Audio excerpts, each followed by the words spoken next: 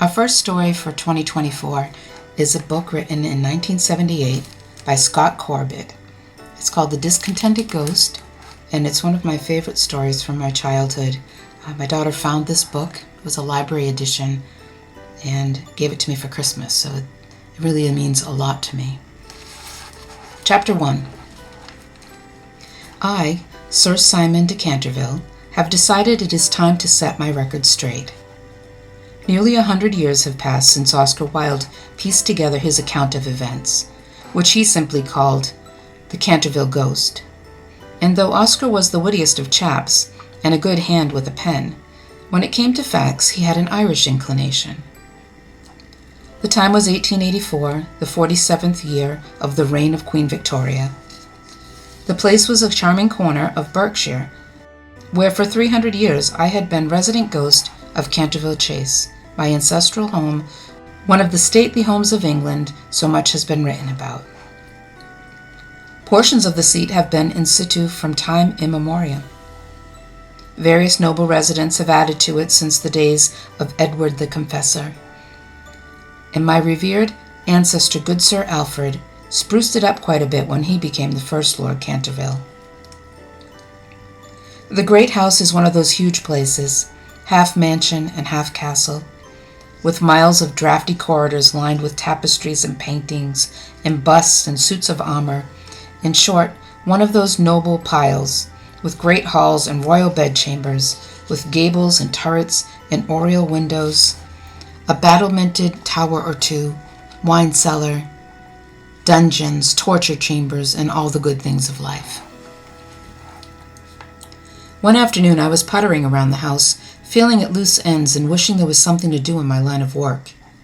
The current Lord Canterville and his family, he was the 17th of our illustrious line, had been absent for a long time. I could not understand it, and did not like it. There is little point in being an accomplished ghost if there is no one around to haunt. I was thoroughly discontented. For want of something better to do, I stopped to glare at the portrait of myself a wretched Italian artist named Spagliarone had painted in 1574. Spagliarone. In Italian, the name means big mistake, and I am sure he came from a long line of them. I had wanted Hans Holbein the Younger's nephew, Ludwig, to do the portrait, but he put me off with some trifling excuse, so I was forced to settle for this Spagliarone scoundrel, who made a botch of it. He gave me a chin that receded far more than was the actual case, and a pop-eyed look a weasel would have resented. Not to mention thin hair, buck teeth, cup-handle ears, a cucumber nose, and a wart on my left cheek, twice as large as the original. I think the Venetian varlet knew from the start I planned to cheat him out of his pay, and thus took mean revenge on me. So now here was my poor daub of a portrait, stuck away down a side corridor, where hardly anyone ever looked at it. The light was generally dismal there anyway, while the place of honor over the great fireplace in the library was occupied by the 7th Earl, known as the Scourge of the Southeastern Flanders, merely because he happened to win a battle and had been painted by Van Dyck. For a century or two my portrait was at least given wall space in the great entrance hall because of my spectral celebrity, but the present Lord Canterville had caused it to be banished on aesthetic grounds. And while I applaud his good taste, I felt he might have considered my sensibilities, and for several nights after its demotion I picketed his bedchamber, groaning and rattling a sturdy set of chains. He was unmoved. After brooding on the injustice of it all for a few unhappy moments, I decided to drift on to the library and look for something to read. I felt discouraged at the very thought, however, since the library, though large, was badly in need of fresh material. Thousands of volumes, yes, but in 300 years' time, one can turn a lot of pages. I had more than exhausted the collection. Have you ever read Tilworthy's History of Dulwich for the third time? As I trudged dull-eyed and listless along the corridor, I stopped suddenly, and my ears, they are large, I don't deny it, doubtless perked up somewhat in the manner of a fine hound's. I was startled to realize I could hear the sounds of voices from somewhere further on in the house. I had company. Eager to learn who it was, I hurried forward, but then I paused, remembering that I might be seen. Until I knew who my visitors were and how hauntable they might be, I did not want that to happen. Your professional ghost does not come blundering onto the scene at just any old time. He chooses his moment. He sets the stage. He checks the weather. He arranges for evocative atmosphere. Unfirming myself then, thinning myself out to the point of invisibility, I continued on and discovered the voices were coming from the library. They were 2 in number. In the cultured tones of one voice, I recognized my lineal descendant, Lord Canterville, but the other was new to me. Whose was that other voice, so nasal and self-assured? It could only be an American's. Later on, I learned that the stranger was a statesman whose great wealth had gained him an appointment to Great Britain, an American custom which prevails to this day, I understand. Oscar always referred to Mr. Hiram B. Otis as the American minister, though if he were actually the ambassador to the court of St. James, he certainly spent very little of his time tending to his duties during the period in which I observed him. But all that came later. On that first occasion, I could only surmise that I was listening to some cocksure, purse-proud Yankee who thought he knew it all. So this is Canterville Chase. Well, it appears to be pretty much what I've been looking for. Ought to do nicely, he declared. I'm ready to close the deal. Lord Canterville cleared his throat in a modulated, well-bred way. Really, Mr. Otis?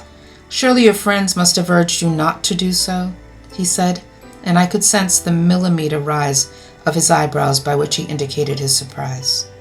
Surely they must have apprised you of Canterville Chase's celebrated, encumbrance? Meaning yours truly, of course. Being a man of the most punctilious honor, he considered himself duty-bound to mention the terrible hazards our American visitor might face were he to rent the ancient house for the summer. I don't get you, said Minister Otis. What do you mean? I suppose you're talking about plumbing, but I expect that to be god-awful. I'll tend to that in my own good time. I'm not referring to the plumbing, Minister Otis, said Lord Canterville smoothly. I am referring to the Canterville ghost.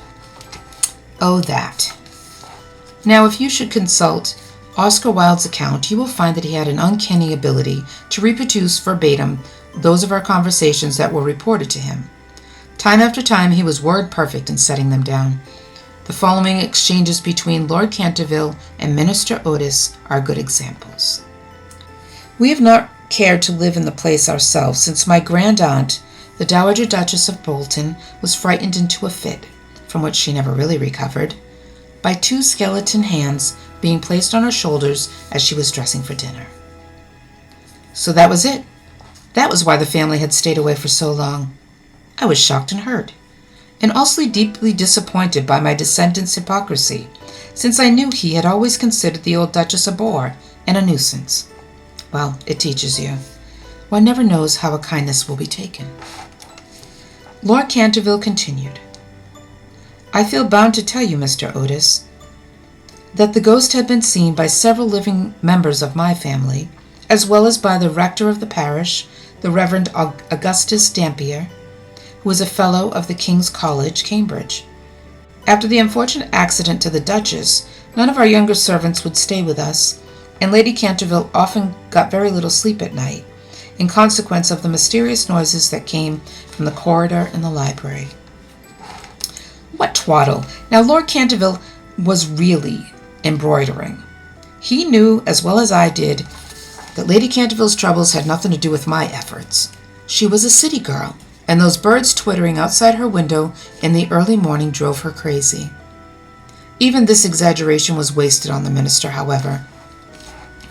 My lord, he said, I will take the furniture and the ghost at a fair valuation. meaning that I could be thrown in at no extra charge as far as he was concerned.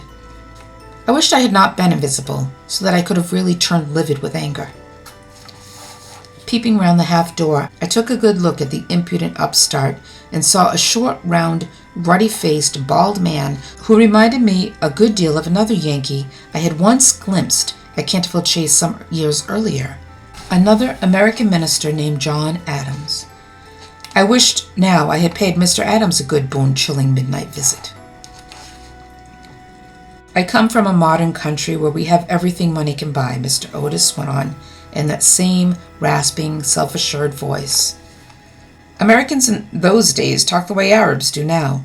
What with our buying up your best paintings and carrying off all your best actors and actresses to play in New York, and your best sopranos to sing in our opera houses, I reckon if there were such a thing as a ghost in Europe, we'd have it at home in a very short time in one of our public museums, or on the road as a show.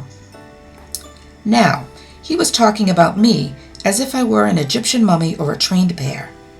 I can tell you, it was touch and go whether or not I would rush in then and there, shrieking and gibbering, to teach the man a lesson which he... However, I didn't want to spoil the sale. Oh yes, by now I had of course realized that this was no mere summer rental being discussed, but an outright sale. I was surprised to learn that my descendant would consider selling the Chase, but I was not worried. Far from it, I was delighted. Here was a splendid opportunity for a spell of pleasant activity and a chance to add a nice piece of change to the family coffers as well.